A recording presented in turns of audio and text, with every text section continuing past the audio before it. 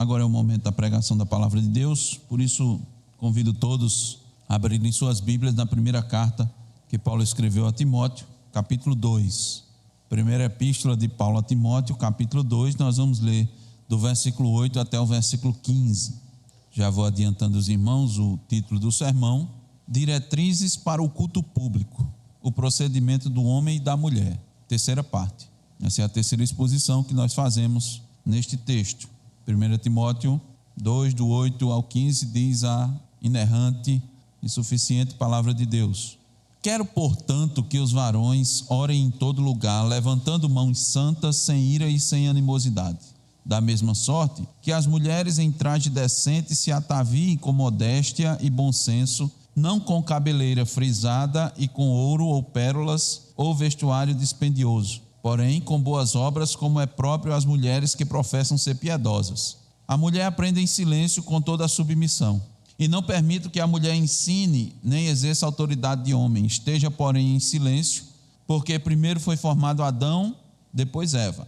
E Adão não foi iludido, mas a mulher, sendo enganada, caiu em transgressão. Todavia, será preservada através de sua missão de mãe, se ela permanecer em fé e amor e santificação com bom senso. Amém.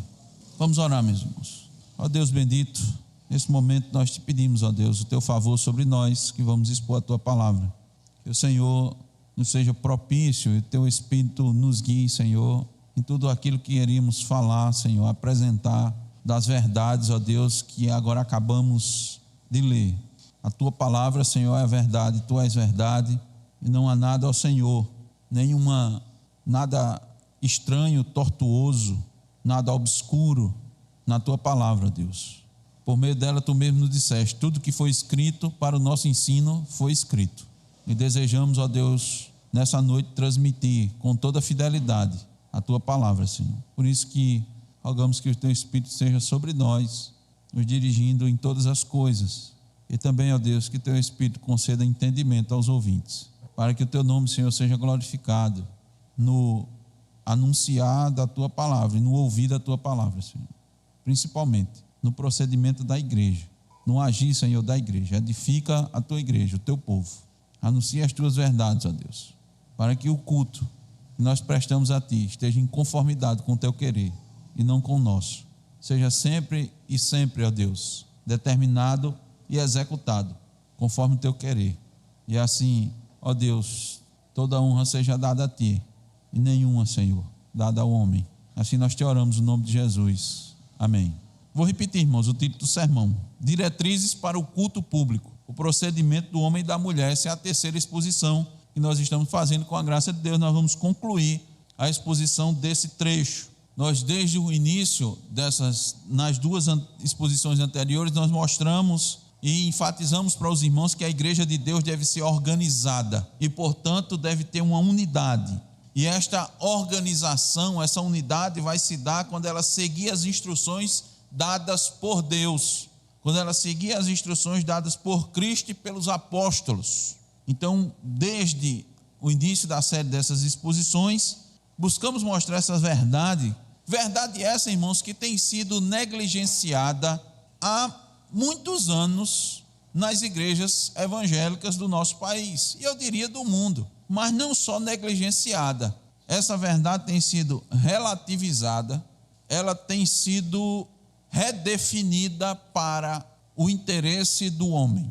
Paulo deixou Timóteo em Éfeso para dar instruções aos membros da igreja de como proceder na casa de Deus, que é a igreja do Deus vivo, coluna e baluarte da verdade. 1 Timóteo 3, 14 e 15. Ou seja, Paulo deixou Timóteo em Éfeso para organizar a igreja, para organizar o culto, para que homens e mulheres soubessem como proceder na igreja, entendessem qual o seu papel, o papel que Deus determinou para cada um. Foi por isso que Paulo deixou Timóteo lá. Acompanhe comigo aqui esse raciocínio, essa comparação. Considerem um relógio mecânico antigo. Hoje não estamos muito acostumados, né? Nós estamos acostumados sempre com relógios, normalmente relógios digitais. Até os relógios de ponteiro que a gente tem por trás tem um mecanismo digital. Mas antigamente, sei que os irmãos, alguns tiveram a oportunidade inclusive de pegar nas mãos mas hoje em dia a gente só vê por meio praticamente de filmes e vídeos, né? Existe aquele relógio mecânico que dentro está cheio de engrenagens, tem ponteiros, tem molas de todos os tamanhos, de todas as formas. E cada peça ali foi desenhada com uma função específica. Há peças bem maiores, outras pequenas, até dentro das engrenagens, peças que a gente sequer consegue ver se abrir, mas todas elas são necessárias para que o relógio funcione corretamente e mostre a hora com precisão, esse é o objetivo. Agora imagine os irmãos se uma pequena engrenagem decidisse se mover como se fosse o ponteiro dos minutos, ou se o pêndulo tentasse girar como as engrenagens internas, o resultado seria desordem e o relógio deixaria de cumprir o seu propósito. Da mesma forma que cada peça do relógio tem uma função conforme projetada, Deus criou homens e mulheres com funções específicas dentro da ordem da criação e da adoração pública. E não se trata de valor maior ou menor, mas de design, de propósito. Quando cada um atua onde Deus o colocou, a máquina funciona com beleza, com precisão, com harmonia. Essa máquina é a igreja, essa máquina é o culto. Haverá organização e unidade na adoração a Deus. Por isso, nos sermões anteriores, mostramos aos irmãos esta organização que Deus deixou por meio dos ensinos do apóstolo Paulo. Desde o início do capítulo 2, os irmãos observem e devem lembrar que Paulo começa a abordar a questão da adoração, porque o contexto é o contexto do culto público. E Paulo mostra, ao abordar a adoração, quando ele aborda a oração, o modo como se deve orar, o alcance da oração, o objetivo da oração e a eficácia da oração.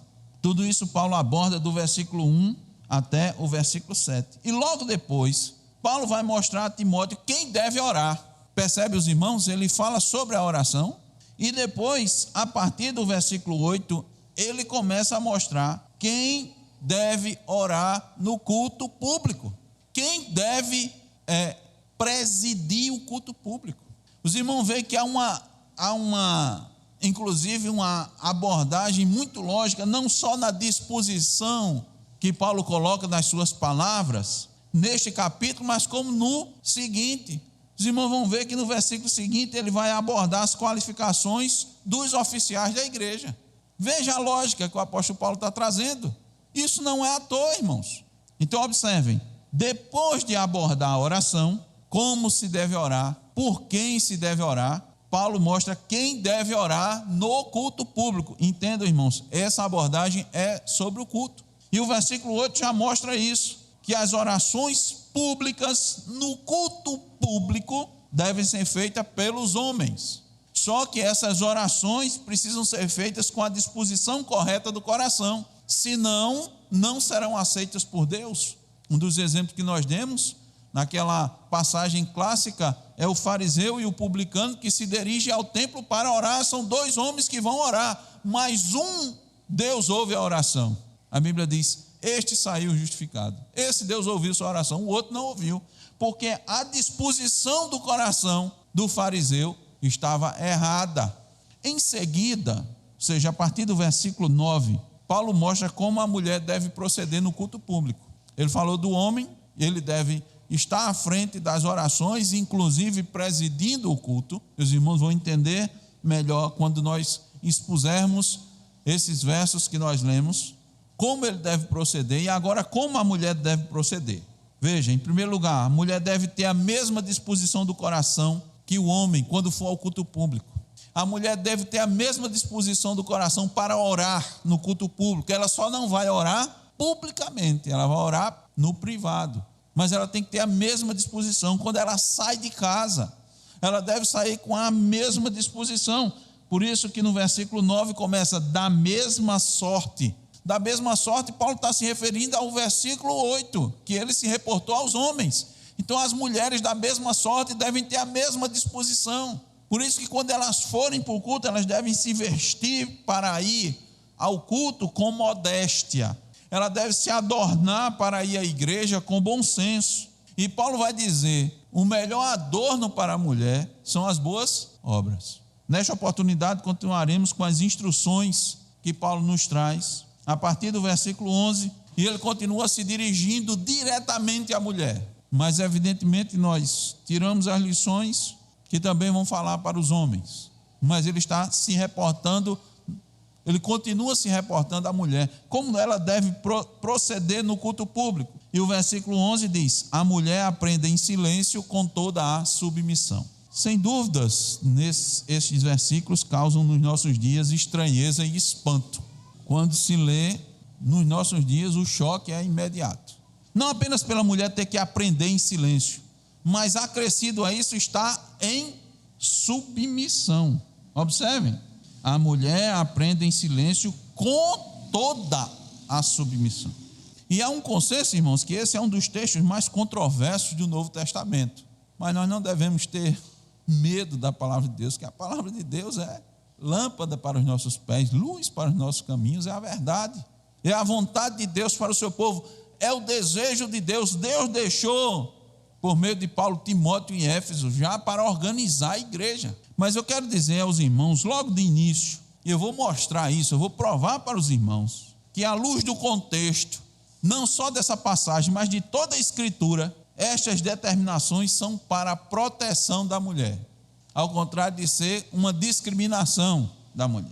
Eu quero que você acompanhe atentamente essa exposição.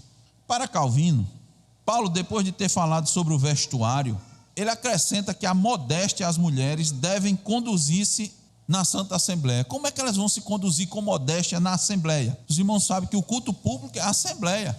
O povo de Deus está reunido numa Assembleia Santa para cultuá-lo. E eu quero dizer para os irmãos, olha, que a palavra traduzida por silêncio no original a pronúncia é mais ou menos ressuscia. Eu não sei exatamente, ou a pronúncia mais adequada.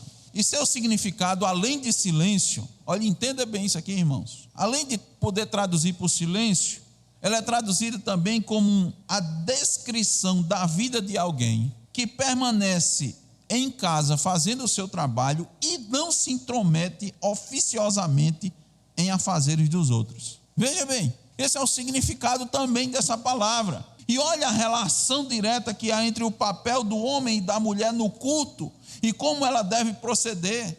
Então, quando diz que a mulher aprende em silêncio, ela primeiro não deve ensinar e deve ficar numa disposição em que ela não se intrometa nos ofícios, nos afazeres do outro. Quem é esse outro? Do homem. Deus deixou bem delimitado o procedimento e o papel do homem e da mulher.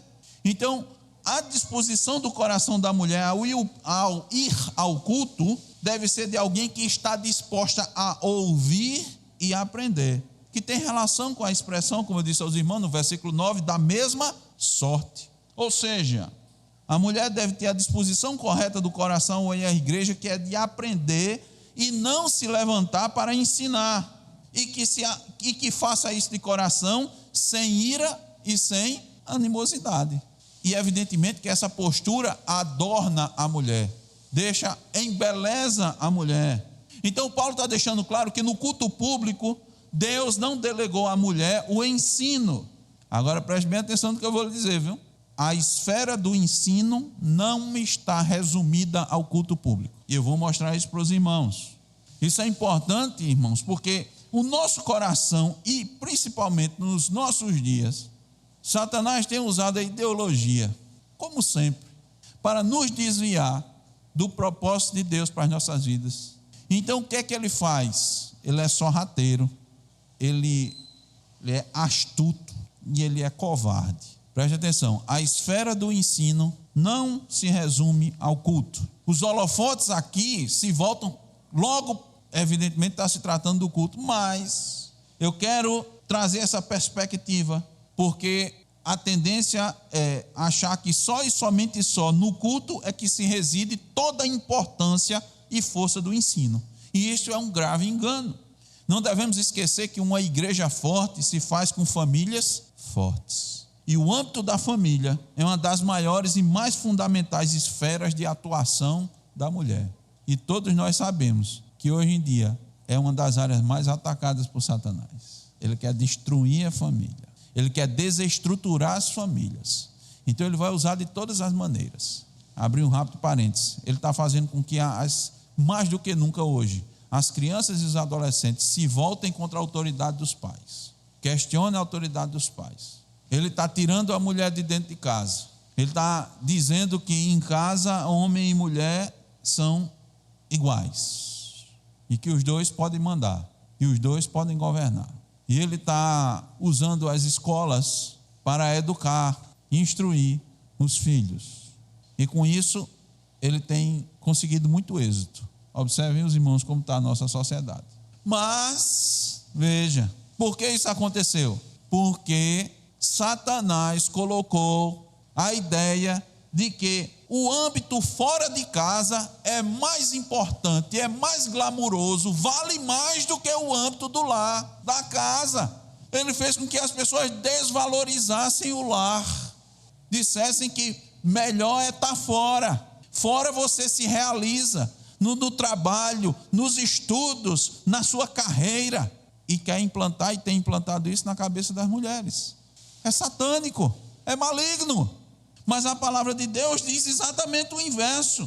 É o âmbito das famílias, uma das maiores e mais fundamentais esferas de atuação da mulher. Então eu quero que você me ouça bem, meu irmão, minha irmã, crianças, adolescentes e jovens mulheres. É a partir de casa que vocês transformam o mundo, mas Satanás não diz isso não. É lá fora que você transforma. É bonito ver Greta Thunberg, né? Aquela adolescente lá, enfrentando os homens em assembleias, e as pessoas dando palco. É lá que ela se realiza.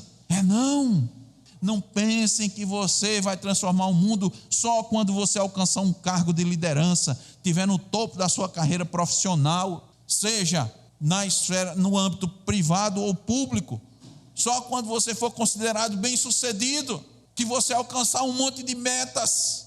Minha irmã, meu irmão, olhe, a transformação do mundo começa no ventre materno, no privilégio de carregar desde o ventre materno os seres que durante os primeiros e fundamentais anos da sua vida vão ser influenciados para toda a vida. Deus concedeu um privilégio e um poder enorme às mulheres, mas Satanás foi lá e disse, não é assim, ele faz isso desde Eva. Entenda, irmãos, é a mesma falácia. Ele disse, não é não, minha irmã, não é não. No lar você está sendo reprimida, você está sendo dominada, você está sendo subjugada. Saia, liberte-se dessas amarras. Isso é a voz de Satanás. A voz de Deus é, governe seu lar. Governe. É um privilégio que Deus lhe deu. E as pessoas não entendem isso por falta da cosmovisão bíblica. E as pessoas ignoram. E quantas, eu vou usar só uma expressão, por conta disso, hoje não estão frustradas. Mas não é só frustração não. As mulheres têm sofrido enormemente, porque deram ouvidos à voz de Satanás. São poucas as mulheres que admitem, mas no fundo elas carregam em si um vazio quando não cumprem o papel privilegiado que Deus lhes concedeu. E o que é que elas fazem? Procuram esconder no sucesso profissional sua frustração, mas suas consciências estão lá batendo forte. Não tem como escapar da consciência, não tem como. Mas você se autoconvence, né? A Bíblia diz que enganoso não é o coração do homem. Você se engana e engana os outros. Meu irmão, minha irmã principalmente, a sua casa, o seu lar, é a esfera primordial de atuação do seu magistério. É no interior de suas casas que as mulheres vão ensinar, e este ensino vai impactar toda a sociedade, em todas as demais esferas. Vocês já pensaram nisso? Timóteo é um grande exemplo, irmãos. Timóteo, o apóstolo Paulo fez questão de lembrá-lo, de quem foi que o ensinou. Na segunda carta, capítulo 3, versículos 14 e 15, ele diz, tu, porém, permanece naquilo que aprendeste e de que foste inteirado, sabendo de quem o aprendeste, e que desde a infância sabe as sagradas letras, que podem tornar-te sábio para a salvação pela fé em Cristo Jesus. E de quem ele aprendeu? Desde criança. Paulo diz, 2 Timóteo 1,5, tua avó Lóide e tua mãe Eunice. Mulheres, seu pai era pagão, não tinha o que ensinar da palavra de Deus, mas o que aprendeu desde criança foi fundamental para que ele se tornasse nada mais, nada menos um delegado apostólico, que foi um grande instrumento nas mãos do Senhor para edificar as igrejas. E quantas vidas esse homem não impactou? Sabe por que ele impactou? Porque sua mãe e sua avó lhe ensinaram as sagradas letras. Começou aonde? Em casa. Só que não é só na esfera do interior da casa que a mulher pode e deve ensinar. Eu mostrei para os irmãos, primeiro em casa, que é o primeiro, mas não é só isso. A gente está em Timóteo, não diz mais Timóteo não, ande só um pouquinho. Tito, abra em Tito capítulo 2, sua Bíblia. Tito 2, 3 e 5. Paulo diz, quanto às mulheres idosas, semelhantemente que sejam sérias em seu proceder, não caluniadoras, não escravizadas a muito vinho, sejam mestras do bem, a fim de instruírem. Instrução é o que, irmãos? É ensino, é magistério. As jovens recém-casadas a amarem ao marido e a seus filhos, a serem sensatas, honestas, boas donas de casa, bondosas, sujeitas ao marido, para que a palavra de Deus não seja difamada. Então, além da atuação aqui, a mulher também deve atuar fora, com outras mulheres. Aqui Paulo está se referindo às mulheres idosas, mas, irmão, nós podemos fazer tranquilamente um paralelo, não só as idosas, todas as mulheres sábias devem ensinar as outras. As mulheres mais sábias devem ensinar as mais jovens, as adolescentes, sobre como proceder com sensatez. Isso aí ela vai impactar quem? Todas as mulheres que estão no seu raio de atuação. Mas não parou ainda não. A mulher ainda tem outra esfera. Eu quero que os irmãos agora vão para Atos, capítulo 18. Atos 18, nós vamos ler do 24 ao 26. Também esse fato aconteceu em Éfeso. Atos 18, 24 ao 26. Nesse meio tempo chegou a Éfeso um judeu, natural de Alexandria, chamado Apolo, homem eloquente e poderoso nas escrituras. Era ele instruído no caminho do Senhor, e sendo fervoroso do Espírito, falava e ensinava com precisão a respeito de Jesus, conhecendo apenas o batismo de João.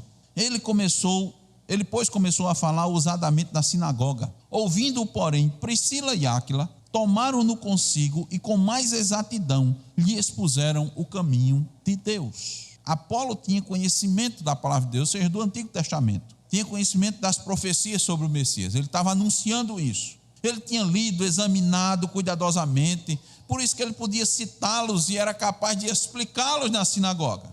O relato nos mostra que sua alma estava inflamada de zelo pela glória de Deus, pela honra de Cristo, pelo bem das almas. Mas ele possuía alguma deficiência, e essa deficiência precisava ser corrigida. E aí um casal o pegou e levou para um ambiente mais adequado, porque não era apropriado, especialmente para a mulher, falar em público, né? Na sinagoga e ensinar. O texto não diz, mas um comentarista bíblico chamado John Gill diz que a versão siríaca afirma que eles o levaram para casa. Isso seria o ambiente mais adequado para fazer isso. E mostraram mais claramente em casa, nesse ambiente, trouxe mais orientações para que esse pregador ele continuasse falando de forma mais ousada, mas de forma mais aprimorada, para que ele pudesse falar todos os desígnios de Deus. Havia alguma deficiência. Então isso nos mostra, meus irmãos, que nesse ambiente uma mulher sábia pode e deve ensinar um homem no privado sobre verdades do evangelho que ela sabe, que ela conhece, que ela tem convicção, e essa atitude glorifica a Deus. Sendo feita com a disposição correta do coração, pode ser feito, não para se engrandecer ou querer se sobressair ao homem, mas para contribuir com o reino de Deus. De forma privada, não tem nenhum problema. Inclusive ela estava acompanhada do seu marido. O marido não deixou ela de lado e foi falar com Apolo, ela estava junto. Percebem quão ampla é a atuação do magistério feminino e quão impactante ele pode ser? Mas Satanás não diz isso não, ele não quer não. Ele não deseja isso não, ele quer sempre perverter a ordem divina, o que Deus deixou. Por isso, irmãos, que atuando em todas essas esferas, a mulher é bem-sucedida e glorifica a Deus. São nessas áreas que ela deve focar seu ensino e não na igreja, no culto público. Lembram-se que falei da proteção da mulher? Tem tudo a ver com isso. Quando Paulo afirma que a mulher deve aprender em silêncio, com sujeição, ele não está sendo preconceituoso, nem misógino.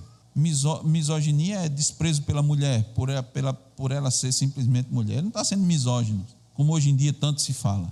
Para Hendrickson, isso é um ato de amor à mulher e visa o bem espiritual da igreja, porque esta é uma pecaminosa intromissão na autoridade divina. A mulher não deve entrar na esfera da atividade para a qual a força de sua própria criação não é apta. Eu quero trazer duas analogias para os irmãos. A águia é uma ave majestosa, mas Deus a criou para viver nas alturas. Seu habitat natural são regiões montanhosas, penhascos, florestas altas, onde ela constrói seus ninhos num local seguro e de lá de cima ela observa tudo. Tem uma visão aguçada, asas largas, voo poderoso, capaz de subir a grandes altitudes e planar por longas distâncias.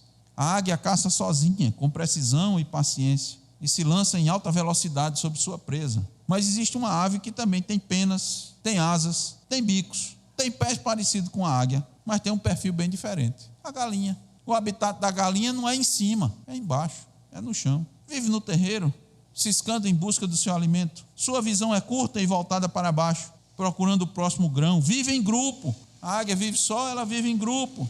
Não voa, apenas pequenos saltos. Vulnerável. Ela foi criada para ambientes controlados e realizar tarefas repetitivas. Deixe-me trazer outro exemplo de outros dois animais. Temos o exemplo do animal que vive mais no ar, uma ave que vive no ar, uma ave que vive no chão. Eu quero trazer o exemplo de dois animais que vivem na água, o tubarão e o golfinho. Ambos vivem no mar. Ambos têm formas semelhantes, nadam rápido. O tubarão é um peixe, solitário e predador. O golfinho é um mamífero, inteligente, social e sensível. Se um tentasse viver como o outro, não sobreviveria, nenhum, nem o outro. O golfinho morreria caçando como um tubarão. E o tubarão se perderia, vivendo em grupo. No culto público, irmãos, a mulher não deve querer ir para a esfera que Deus não determinou para ela. Ela deve aprender, não ensinar, no culto. Não deve querer levantar sua voz para que seja ouvida. Deve de bom grado se abrigar, buscar proteção na lei de Deus. É fato que a mulher tem plena e total igualdade espiritual com o homem. É fato que a mulher tem total capacidade cognitiva. Paulo não está tratando de nada disso, irmãos. Quem fica levantando essas questões é Satanás. Paulo não está falando nada disso. Observem, olhe quando ele escreveu. Abre em Gálatas capítulo 3, marque esse texto aí na sua Bíblia. Gálatas capítulo 3, versículos 26 a 28. Gálatas 3, 26 a 28. Eu vou ler e você acompanhe. Bastante atenção. Pois todos vós sois filhos de Deus, mediante a fé em Cristo Jesus. Porque todos quantos fostes batizados em Cristo, de Cristo vos revestistes. Dessarte não pode haver judeu, nem grego, nem escravo, nem liberto, nem homem, nem mulher, porque todos vós sois um em Cristo Jesus. O homem e a mulher têm total igualdade espiritual, mas Deus deixou para eles papéis diferentes. Voltando agora para a carta de Paulo a Timóteo, Hendrickson afirma que a igualdade da mulher como participante em todas as bênçãos da salvação, assim como o homem, não implica nenhuma mudança básica em sua natureza, como mulher ou na tarefa correspondente que como mulher foi chamada a cumprir. E isso nos leva à nossa segunda lição nessa noite. A primeira, deixa eu lembrar para os irmãos, a mulher deve aprender em silêncio com sujeição. A segunda, a mulher não deve exercer autoridade de homem.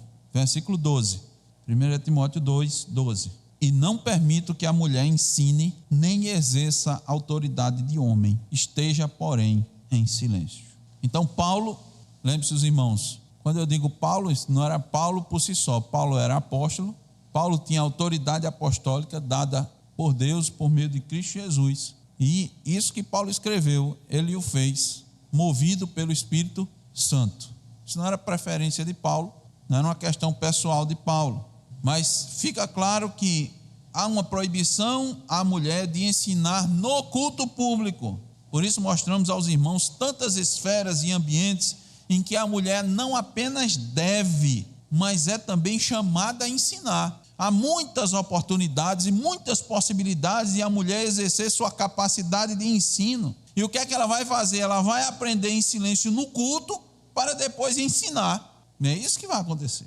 E observem, irmãos, que o ato de ensinar publicamente tem relação total e direta com a autoridade. Quem ensina publicamente exerce autoridade sobre o que estão sendo ensinados. Isso é uma questão lógica. E a base para isso o apóstolo Paulo apresenta nos versículos seguintes. Por que isso?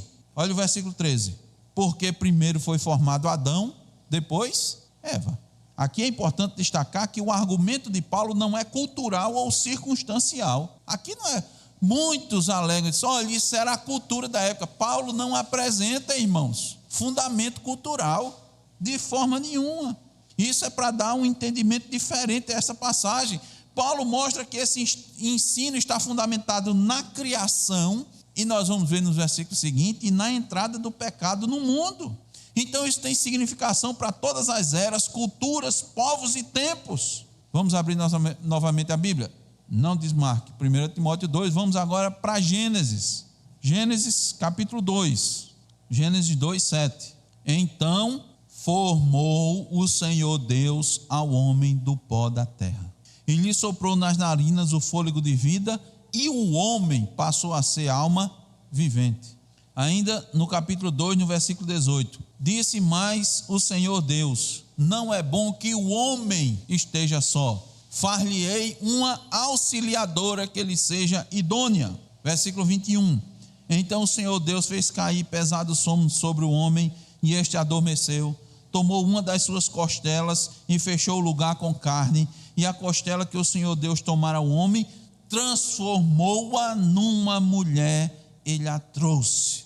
Então veja que os ensinos do apóstolo Paulo estão em completa e perfeita lógica e coerência com a determinação divina. Ele não está tirando isso da cabeça dele. Ele disse: primeiro Deus formou Adão, e ele fez isso do pó da terra, e depois ele formou Eva. E observe, irmãos, ele disse: não é bom que o homem esteja só. Porventura Deus não poderia ter feito Eva do pó da terra também? Algum problema, algum impedimento? Não. E por que foi que Deus formou a mulher a partir do homem? Porque ela fez por causa de Adão, para lhe ser auxiliadora. Agora eles completam um ao outro. Esse casal se completa.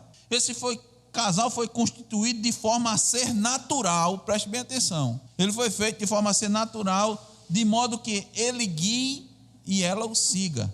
Ele lidere e ela o auxilie. E isso, irmãos, Paulo está dizendo que tem relação direta com o culto, com o papel do homem e da mulher, como o homem e a mulher devem proceder no culto público. Observem que antes mesmo da mulher ser criada, Deus fala com Adão e lhe dá a responsabilidade de governar. Veja, a mulher é criada a partir do versículo 20, a partir do versículo 18 de Gênesis 2. Mas no versículo 15, Deus diz assim: tomou, pois, o Senhor Deus ao homem e o colocou no jardim do Éden para o cultivar e o guardar, o homem. E o Senhor Deus lhe deu esta ordem: de toda a árvore do jardim comerás livremente, mas da árvore do conhecimento do bem e do mal não comerás, porque no dia em que dela comeres, certamente morrerás. Antes da mulher ser formada, Deus já colocou o homem para governar a criação, mas depois formou a mulher para o auxiliar, para ser a auxiliadora. Mais adiante, no capítulo 3, a mulher sai da sua esfera de atuação e vai assumir um papel que não é dela. Ela, no capítulo 3 de Gênesis, deixou de ser auxiliadora e assumiu o papel da liderança. Ela guiou quando deveria ser guiada. E a consequência de ignorar sua posição divinamente ordenada foi ter sido enganada. Satanás, que a todo custo tenta inverter a ordem da criação, a enganou. Claro que foi com a conveniência do homem, mas ela liderou. Ela pecou primeiro e ela caiu em transgressão. Veja o versículo 14 agora de 1 Timóteo 2. Os irmãos vão, por isso que eu disse, não desmarque, nós vamos na escritura. 1 Timóteo 2,14. Paulo está dando aqui os motivos. Primeiro foi formado Adão, depois Eva. 14, e Adão não foi iludido, mas a mulher, sendo enganada, caiu em transgressão. Então a base é o governo que foi dado a Adão e o pecado. Então, quando ela sai da sua esfera de atuação e busca fazer aquilo que não lhe era de competência, transgride. Agora observe os irmãos, quando Deus foi falar de quem Deus cobrou o pecado, de quem foi que Deus cobrou o pecado? Não era, devia ser de Eva? Ela pecou primeiro, ela transgrediu, mas Deus cobrou do homem a responsabilidade da transgressão, porque ele é o cabeça, ele era o governante, ele era o responsável. Percebe, irmãos, que Eva caiu porque tentou ocupar uma posição que Deus não a colocou, que ela quis assumir um papel que ela assumiu, ela assumiu um papel que não deveria.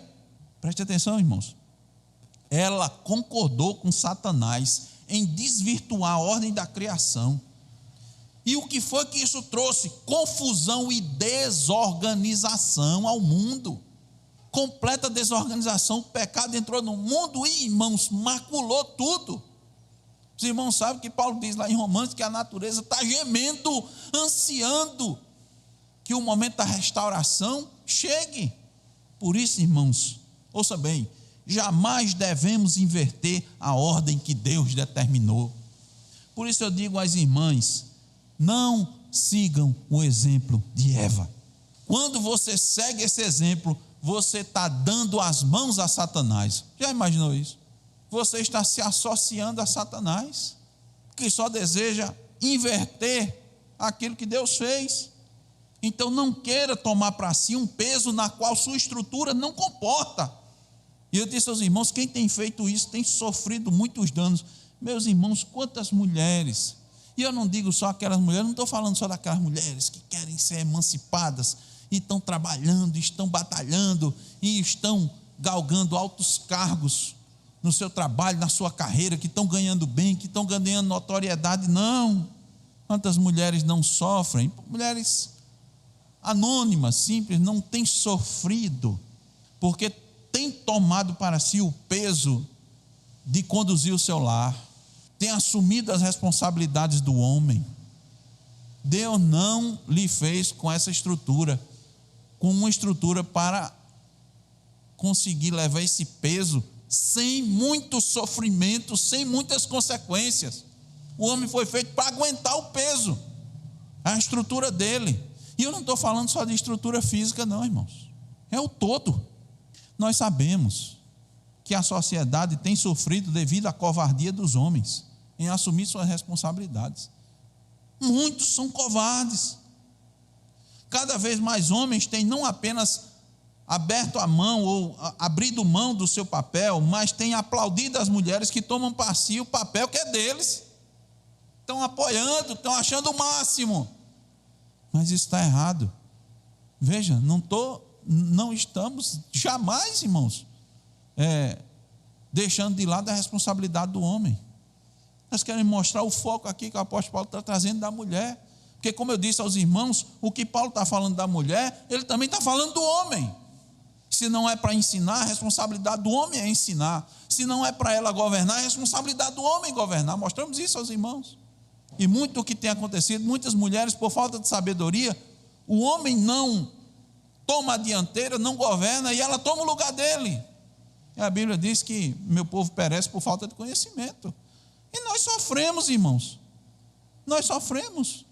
Porque não conhecemos a lei de Deus, porque não procuramos conhecer a lei de Deus, fazendo as coisas do nosso modo, nós sofremos. Mas agora Deus está nos ensinando, de forma graciosa. Ouçam bem isso. O papel de governo, não apenas na igreja, mas em todas as áreas, civis, políticas, domésticas, deve ser do homem. Eu vou repetir.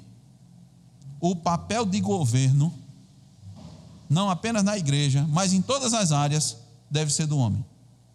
Deus assim o criou e o capacitou para tal. Deus fez a mulher para ser auxiliadora do homem, em todas as instâncias. Eva ouviu a voz de Satanás, e em vez de permanecer submissa a Deus, quis ser como Deus, não é isso aí? Não é isso que diz a Escritura? Em vez de ser submissa, ela quis ser como Deus. Vamos concluir com o versículo 15.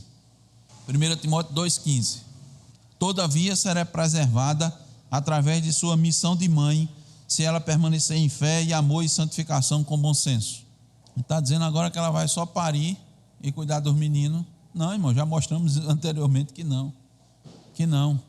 E vamos continuar mostrando que isso é um privilégio tremendo, que Satanás, de novo, não quer que você siga as orientações divinas da palavra dele, não quer. Agora, para entendermos melhor esse versículo, lembremos que a maldição pronunciada sobre Eva tinha dois elementos. Primeiro, o teu desejo será para com teu marido. Depois do pecado, a submissão ao esposo ia continuar, porque antes também era, só que agora com um peso maior por causa do pecado. Antes era gracioso para ela, antes não era um peso, não era uma dificuldade. Ela estava ali muito bem, havia um complemento de um com o outro, porque tudo que Deus faz e cria é perfeito, e Ele fez tudo perfeito. Ele fez aquele casal na perfeição, nos papéis, um que devia fazer, um que devia guiar, o outro devia ser guiado, a auxiliadora. Tanto é que os irmãos sabem, aquilo é um poema de amor, viu? O que Adão disse quando viu Eva é um poema de amor. Esse aqui é ossos de meus ossos e carne da minha carne. Aquilo é espiritualmente falando, viu, irmãos? Eu disse, mas pastor, não tem nenhum negócio bonito. Espiritualmente falando, aquele homem se derreteu. Ó Senhor, que perfeição que o Senhor criou, que coisa, osso dos meus ossos, completou, estava faltando. A tua criação era bela, bonita. Ele conhecia tudo, os irmãos sabem que ele deu nome para todos os animais, tudo, ele governava tudo, mas faltava. E aquela submissão de Eva ao seu esposo, não havia nenhuma dificuldade, nenhum peso, mas agora vai haver. E há quem interprete, se o teu desejo era para com teu marido, se interpreta que sempre o desejo dela agora vai ser suplantar o marido, suplantar o homem. Então veja, a maldição pronunciada sobre Eva tinha dois elementos. Os irmãos sabem que foi pronunciado sobre Adão e sobre a serpente também, sobre Satanás. Mas sobre a mulher foi a submissão ao esposo, e o segundo, as dores da gravidez e do parto. Mas veja que Paulo faz relação a isso. Paulo nesse versículo aborda primeiro a questão da gravidez. Todavia será preservada através da sua missão de mãe. Isso nos leva de novo para Gênesis. É lá onde Deus diz que no ventre da mulher vai vir o Redentor do mundo. Também normalmente não se olha por essa perspectiva, né? Só se olha para o lado da dor, né? Não é fácil, a gente sabe, a gravidez mais tranquila, a gravidez mais complicada, mas todas trazem incômodos, e o parto também. Mas é do ventre da mulher que vem o Redentor do mundo. Um conhecido pregador reformado disse: do ventre o céu será preenchido. Já pensou nisso? É por causa da gestação que a esposa de Adão foi chamada Eva, ou seja, vida, a mãe de todos os viventes. E de novo eu quero lembrar aos irmãos que o homem foi criado à imagem e semelhança de Deus. As mães cristãs em especial devem considerar a bênção da maternidade. Não vai ser pregando no culto que vai vir a real felicidade da mulher, mas dando à luz. Não vai ser governando os homens que ela vai alcançar a sua verdadeira liberdade. Não vai ser dominando o homem, querendo ser melhor do que ele, mas pela submissão à vontade de Deus para a sua vida.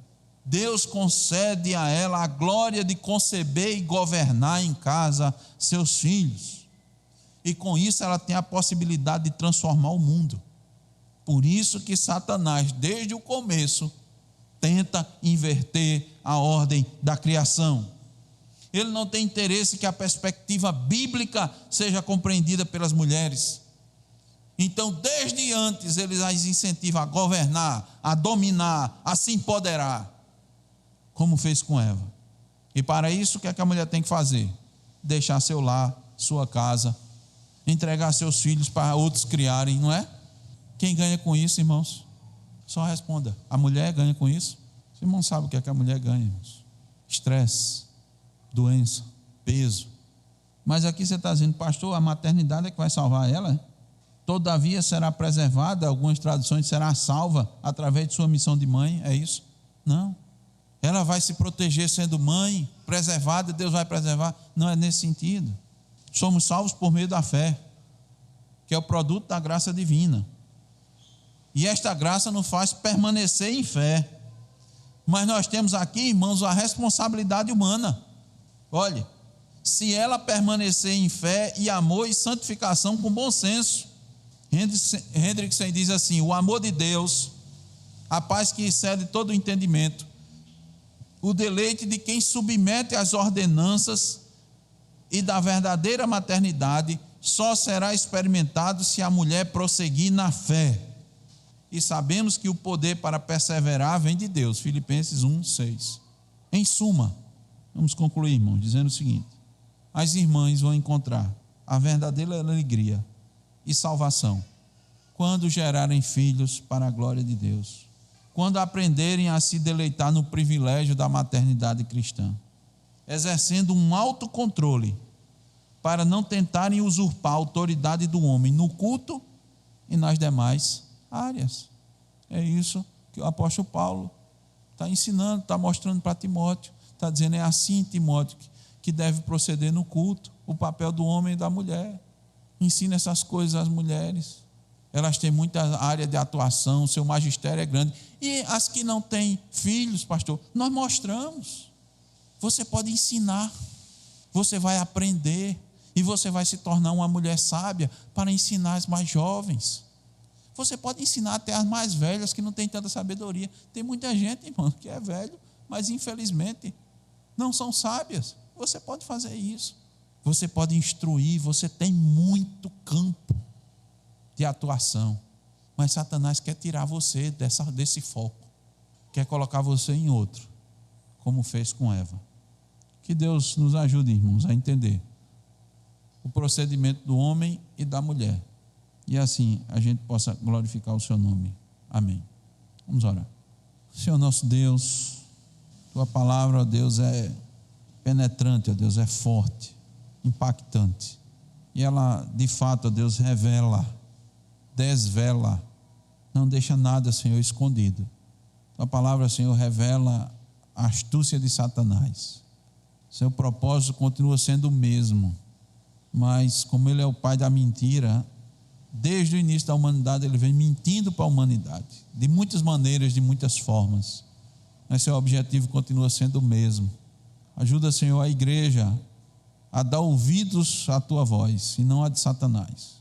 Auxilia, ó Deus, as mulheres e os homens a assumirem seus papéis na igreja, no culto, na sua casa, no seu lar, na escola, no trabalho, onde quer que eles estejam, que manifestem, que se submetem, ó Deus, à tua vontade, mesmo quando o mundo diz o contrário, mesmo até, ó Deus, quando muitas igrejas têm dito o contrário.